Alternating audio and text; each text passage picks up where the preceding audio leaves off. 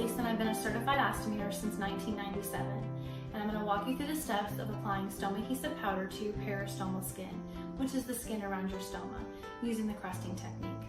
We recommend the crusting technique anytime your peristomal skin is irritated. If your skin irritation isn't mild, or if it worsens or doesn't improve, we recommend that you contact your ostomy nurse or healthcare provider. Let's get started.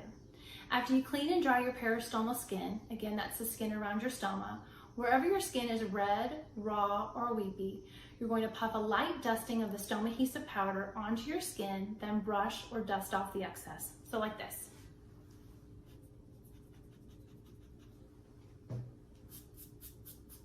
Then you're going to dab or blot the Stomahesive powder with a protective barrier wipe, like this. Or spray the Stomahesive powder with a protective barrier spray, depending on which one you're using. If using a wipe, it will almost seem like you're wiping the Stomahesive powder off.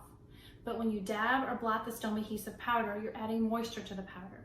So whether you use the wipes or the spray, when you add moisture to the powder, it will cause the Stomahesive powder to become sticky and crusty, which creates a protective crust over the area to enable it to heal, plus it will enable your skin barrier and or accessories to adhere to the area. You may do this a couple of times to build up this protective crust if needed. If you are applying multiple layers, make sure to keep the layers thin and allow each layer to dry prior to moving on to the next layer.